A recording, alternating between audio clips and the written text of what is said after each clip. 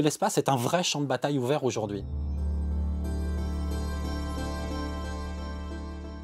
Pendant une semaine, l'armée de l'air et de l'espace a disposé 60 opérateurs dans une salle avec plein d'ordinateurs, plein d'écrans, pour simuler un exercice militaire spatial dans lequel la France joue la puissance bleue, qui est une puissance spatiale, qui vient en aide à un pays allié pour contrer la méchante fédération de Pyros, essayer de réagir à une rentrée de débris spatiaux dans l'atmosphère. Ça peut être aussi, par exemple, contrer un satellite qui viendrait un peu trop près pour essayer d'aspirer des données, pour essayer de le détruire, parce que ça existe aussi dans l'espace.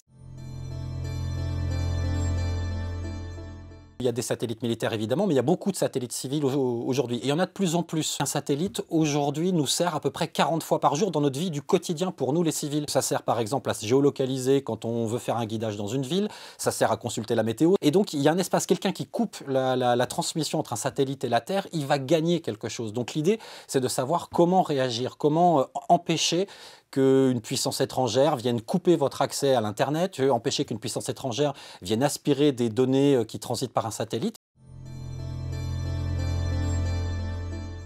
Les militaires considèrent qu'il y a pas seulement 3 champs de conflit, il y en a 5 aujourd'hui. Terre, air, mer, et puis depuis quelques années, il y a le champ cyber, et puis le champ spatial. L'espace est aussi un espace de conflit, est aussi un champ de bataille, dans lequel toutes les puissances traditionnelles, les Russes, les Américains, les Français, les Anglais, etc., ont des satellites, mais il y a aussi des puissances émergentes, les Turcs, l'Iran, la Chine, et tous ces gens-là, aujourd'hui, se tirent un petit peu la bourre, pour le dire un petit peu vulgairement, pour essayer d'être les plus puissants dans l'espace, parce que l'espace, ça donne accès à tout ce qu'il y a sur Terre, ça donne accès aux liaisons, aux télécommunications, à la géolocalisation, et pour des puissances militaires, c'est extrêmement important d'être dans cette bataille-là aujourd'hui. C'est un espace de non-droit pour l'instant, l'espace. C'est-à-dire que chacun peut faire ce qu'il veut. Et c'est un véritable problème. Par exemple, quand la Chine décide de tester un missile anti-satellite, comme ça s'est produit l'an dernier, elle a généré des milliers de débris spatiaux. Des milliers. Qu'il faut contrôler parce que tout simplement, ils peuvent heurter des satellites. Il y a des risques de collision, une 50aine par an entre des débris et des satellites. Donc il faut aujourd'hui être capable d'être présent, d'anticiper, de surveiller, de contrôler et de contrer éventuellement des menaces. 2016, la première qui a été identifiée, ou en tout cas qui a été rendue publique par l'armée de l'air française, c'est un satellite français qui s'appelle Syracuse, qui est un satellite militaire qui permet justement la transmission de données entre l'état-major à Paris et les soldats qui sont disposés en OPEX, qui a été approché par un objet plus petit et on pense qu'il était russe ou chinois. Et puis en 2017, il y a eu cette fois un satellite russe qui a été observé, c'est documenté, qui a approché un satellite militaire franco-italien. Donc face à ça, il faut être capable de réagir. D'où cette première simulation qui s'appelle donc Astérix.